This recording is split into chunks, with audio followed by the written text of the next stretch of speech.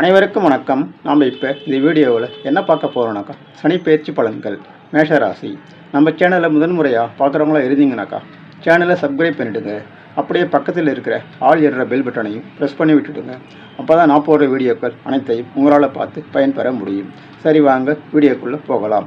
இந்த சனி பயிற்சி வாக்கிய பஞ்சாங்க அடிப்படையில் சொல்லப்பட்டிருக்கு. பார்த்து பயனடைமாறு கேட்டுக்கொள்கிறேன். சனி பயிற்சி பலன்கள் மேஷராசி.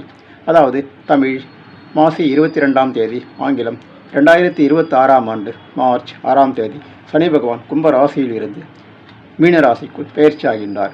இந்த சனி பயிற்சி உங்களுடைய மேஷ ராசிக்கு எப்படிப்பட்ட பலன்களை அளிக்க இருக்குன்னு நாம் பார்த்துடலாம். முதல்ல சனி பயிற்சி பலன்களை பார்க்கறதுக்கு முன்னாடி சனி பகவான்னா யார், அவர் எப்படிப்பட்டவர், எப்படிப்பட்ட பலன்களை அளிக்கக்கூடியவர் என்பதை பற்றி ஒரு அறிமுகம், ஒரு சின்ன இன்ட்ரடக்ஷன் பார்த்துக்கலாம். சரிங்களா?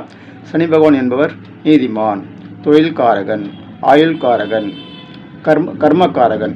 அவரவர் செய்த கர்ம வினைகளுக்கு ஏற்றமாறு பலாபலங்களை அளிக்கக்கூடியவர். புரியுதுங்களா?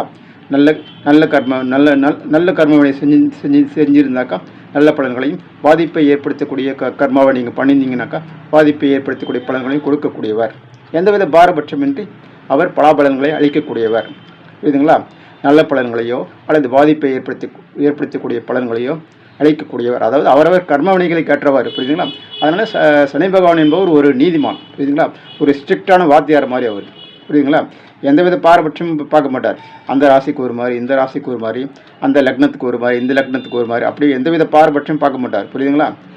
அதாவது உங்களுடைய நம்முடைய முற்பிறவி கர்மாவுக்கு ஏற்ற மாதிரி நல்ல பலன்களையோ அல்லது பாதிப்பை ஏற்படுத்தக்கூடிய பலன்களையோ அளிக்கக்கூடியவர். அவர் ஒரு நீதிமான்.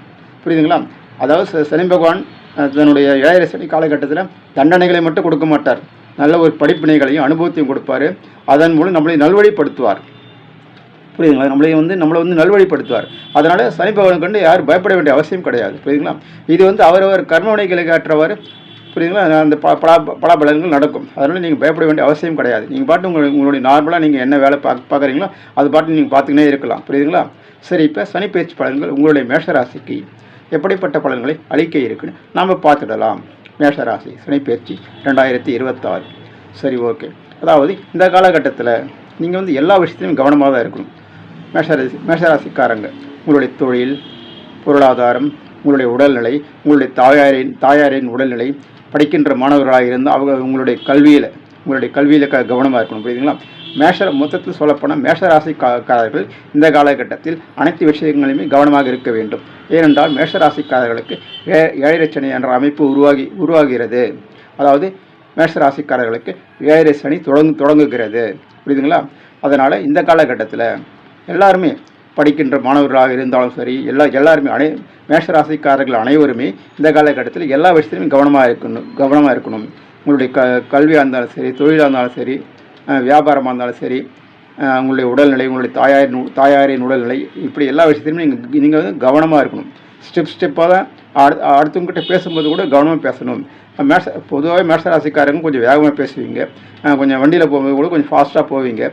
இனிமேல் அது மாதிரிலாம் வேண்டாம். கொஞ்சம் எல்லா விஷயத்துலையுமே கொஞ்சம் நிதானமாக இருக்க பாருங்கள். அது வந்து ஒரு வகையில் நல்லது. ஆல்ரெடி வந்து சனி பகவான் உள்ளே வந்துட்டாலே என்ன பண்ணுவார், கொஞ்சம் ஸ்லோனஸ் கொடுத்துருவார். அது தன்னாலே வந்துடும். உங்களுக்கு நீங்களாவே நினைப்பீங்க, என்னடா நம்ம இவ்வளோ நாளாக கொஞ்சம் நல்லா ஒரு வேகமாக இருந்தோம், இப்போ என்ன ஒரு மாதிரி அந்த மாதிரிங்களாவே நினைப்பீங்க. அந்த மாதிரி ஒரு ஸ்லோனஸ் உங்களுக்குள்ளே வந்துடும். புரியுதுங்களா?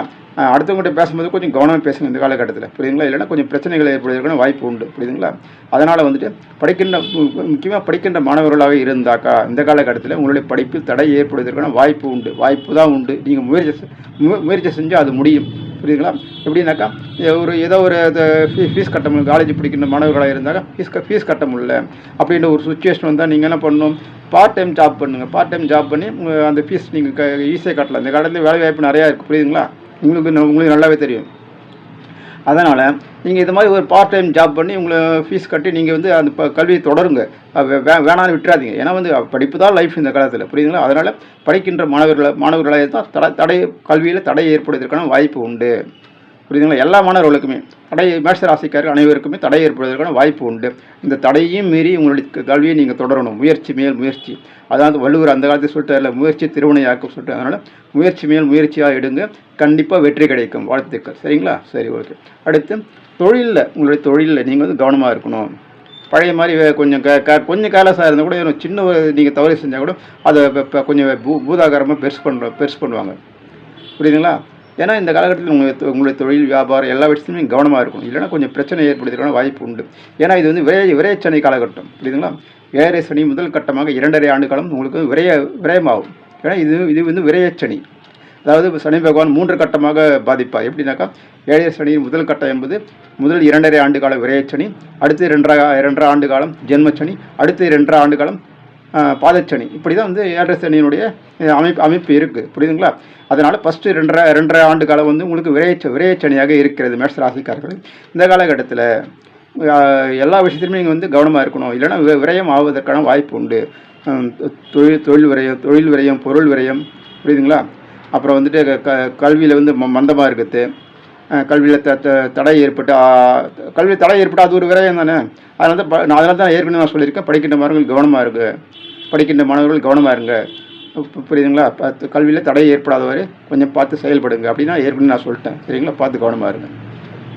இதனால் பல விஷயங்களில் உங்களுக்கு விரயம் ஏற்படுவதற்கான வாய்ப்பு உண்டு. இதனால் வந்து நீங்கள் வந்துட்டு எப்படி நடந்து இந்த விரயத்தை எப்படி அவாய்ட் பண்ணுறது அப்படின்னு நீங்கள் கேட்கலாம். எப்படியா? அதே விரயம் வருவது வந்தே தீரும். நல்லா கேட்டுங்க, வருவது வந்தே தீரும். அதை தடுக்க முடியாது. இருந்தாலும் கூட நம்ம எப்படி வந்து அதை எப்படி ஃபாலோ பண்ணாக்கா அதை வந்து ஓரளவுக்கு நம்ம வந்து அதை வந்து அட்ஜஸ்ட் பண்ணி போகலாம் அந்த லைஃப்பில் அப்படின்னு தான் நம்ம பார்க்கணும். புரியுதுங்களா? அதாவது மழை வந்தாக்கா கொடை பிடிச்சின்னு போகிறோம்ல, அது கொடை பிடிச்சி போனால் ஓரளவுக்கு நம்ம மழை வர்றது நிற்காது. மழை புயல் இதெல்லாம் வந்து நிற்காது. அது வந்து இயற்கை தன்னுடைய வேலையை செஞ்சுனே தான் இருக்கும். நம்ம வந்து அதுக்கேற்ற மாதிரி நம்ம கொடை பிடிச்சினு இல்லை ரெயின் கோட் போட்டு நம்ம போகிறோம். அதே மாதிரி தான் ஜோதிடமும் அதே மாதிரி தான். புரியுதுங்களா? இந்த காலகட்டத்தில் உங்களுடைய அனாவசியமான செலவினங்களை குறைத்துக் கொள்ளுங்கள். இஎம்ஐ போன்ற விஷயங்கள் ஈடுபட வேண்டாம். கடன் வாங்க வேண்டாம். புரியுதுங்களா? கடன் வாங்காதீங்க. கடன் வாங்காதீங்க. முக்கியமாக இஎம்ஐ போன்ற விஷயங்கள் ஈடுபட்டீங்கன்னாக்கா சிக்கலை மாட்டிக்குவீங்க. அப்புறம் ஏதாவது ஒரு எந்த விஷயமே சொல்ல, ஒரு வண்டி வாங்கணும்னு நினச்சாலும் சரி, ஃபோன் வாங்கணும்னு நினச்சாலும் சரி, எந்த விதமான இஎம்ஐ போன்ற விஷயங்களில் ஈடுபட வேண்டாம். இதனால் என்ன விஷயம் எப்படின்னாக்கா அதாவது ஒரு 5 டியூ 6 டியூ கட்டுருவீங்க. அதுக்கு பிறகு கொஞ்சம் ஏதாவது ஒரு பிரச்சனை ஏற்பட்டு அது சிக்கலாகிடும். அப்புறம் வட்டி மேலே வட்டி போட்டு கட்டுற மாதிரி ஆகிடும். புரியுதுங்களா? இதை பண்ணது விரயம் ஆகும். வட்டி மேலே வட்டி போட்டு கட்டினா என்ன ஆகும்? ஒரு பக்கம் சம்பாதிப்பீங்க, ஒரு பக்கம் விரையாகினே இருக்கும். இப்படி தான் விரையாகும். அதனால தான் சொல்கிறேன், இந்த காலகட்டத்தில் விரையச்சனியாக இருக்குது. மேஷராசிக்காரர்களுக்கு விரையச்சனி காலகட்டம் இது. அதனால தான் சொல்கிறேன், நீங்கள் வந்து இஎம்ஐ வாங்க வேண்டாம், கடன் வாங்க வேண்டாம். ஏன்னா பிரச்சனையை போய்ட்டு நீங்களாக சிக்கிவிக்கீங்க. அதனால தான் சொல்கிறேன், கவனமாக இருங்க இந்த காலகட்டத்தில். அதாவது விரயம் ஏற்படாமல் நம்ம வந்து சிக்கனமாக இருக்கணும், கடன் வாங்கக்கூடாது. புரியுதுங்களா? அதாவது இஎம்ஐ போன்ற விஷயங்கள் ஈடுபடக்கூடாது. அவங்க வண்டி வச்சுக்கிறாங்கன்னா பரவாயில்ல, அவங்க பாட்டு வந்து நம்மளுடைய பட்ஜெட், நம்மளுடைய தொழில் பொருளாதாரம் ஏற்ற மாதிரி நம்மளுடைய லைஃப்பை நம்ம நடத்தின்னு போவோம். புரியுதுங்களா? அதுதான் நல்லது. புரியுதுங்களா? அது மாதிரி வந்துட்டு ஒரு நல்ல விஷயங்களை ஃபாலோ பண்ணிங்க. அப்புறம் வந்துட்டு உங்களுடைய உடல்நிலை, உங்களுக்கு உடம்பு சரியில்லைன்னு தோணுச்சிங்களா, போய் உடனே டாக்டர்கிட்ட பார்த்து அதுக்கு ஒரு ட்ரீட்மெண்ட் என்னவோ அதை ஃபாலோ பண்ணிக்கோங்க. அப்புறம் உங்களுடைய தாயாரின் உடல்நிலை, அவங்க உடம்பும் கொஞ்சம் பார்த்துக்குங்க. இந்த காலகட்டத்தில் கொஞ்சம் லைட்டாக பாதிக்கிற மாதிரி இருக்கும். அவங்களுக்கு உடம்பு சரியாக தோணுச்சா உடனே அவங்களையும் டாக்டர் ட்ரீட்டும் போயிட்டு அவங்களுக்கு என்ன ட்ரீட்மெண்ட்டோ அதை அப்படியே ஃபாலோ பண்ணிக்கோங்க. டாக்டர் என்ன அட்வைஸ் கொடுக்குறாரோ அதை அப்படியே ஃபாலோ பண்ணிக்கோங்க. அப்புறம் ஆன்மீக வழிபாடு செய்யுங்க. அது நல்லது தான். கோயில்களுக்கு போங்க, ஆன்மீக வழிபாடு செய்யுங்க. உங்களுக்கு பிடிச்ச மாதிரி எந்த கோயிலுக்கு வேணும் நீங்கள் போகலாம். போயிட்டு நீங்கள் ஆன்மீக வழிபாடு, அது ரொம்ப நல்லது. ஆன்மீக வழிபாடு என்பது மிகவும் நல்லது. மனதை அமைதிப்படுத்தும். அதனால் நீங்கள் வந்து எடுக்கின்ற ஒரு முடிவுகள் சரியானதாக இருக்கும். புரியுதுங்களா? கொஞ்சம் பொறுமையாக முடிவெடுப்பீங்க. அதனால் வந்து எடுக்கின்ற முடிவுகள் சரியாக இருக்கும்போது கொஞ்சம் நல்லாயிருக்கும். அதாவது சரி பரவாயில்ல அப்படின்ற மாதிரி இருக்கும், கொஞ்சம் நல்லாயிருக்கும். அதனால் வந்துட்டு நீங்கள் வந்து ஆன்மீக வழிபாடு நல்லது, அதை ஃபாலோ பண்ணிக்கங்க. சரிங்களா? சரி, ஓகே. அப்புறம் வந்துட்டு யோகா, தியானம் போன்ற நல்ல விஷயங்களை ஃபாலோ பண்ணுங்க. அப்புறம் வந்து கெட்ட பழக்க வழக்கங்கள் இருந்தால் அது என்னையோட விட்டுருங்க. நல்லா கேட்டுங்க, மேஷராசிக்காரர்கள் கெட்ட பழக்கங்கள் எதனா இருந்தாக்கா அது என்னையோட மறந்துடுங்க. ஏன்னா இது வந்து இப்போ உங்களுக்கு பின்னாடி இழுக்கிற மாதிரி இருக்குது இந்த காலகட்டத்தில். புரியுதுங்களா? இந்த ஏழரை சனி காலகட்டத்தில் உங்களுக்கு கெட்ட பழக்க வழக்கங்கள் இருந்தாக்கா அது என்னோட விட்டுடணும். அப்படி இருந்தால் அதை நீங்கள் ஃபாலோ பண்ணிங்கனாக்கா உங்களுக்கு வந்து பின்னாடி இழுக்கிற மாதிரி இருக்கும். புரியுதுங்களா? நீங்கள் இன்னும் பின்னாடி போயிடுவீங்க. நீங்கள் முன்னுக்கு வரணும்னு ஆசைப்பட்டால் கெட்ட பழக்கங்கள் இருந்தாக்கா அதை விட்டுடுங்க. ஆன்மீக வழிபாடு செய்யுங்க, உடம்பு நல்லா பார்த்துங்க. உங்களுடைய முன்னேற்றத்தில் நீங்கள் அதுக்கு வந்து என்ன கான்சன்ட்ரேஷன் பண்ணுமோ அதை ஃபாலோ பண்ணுங்க. புரியுதுங்களா?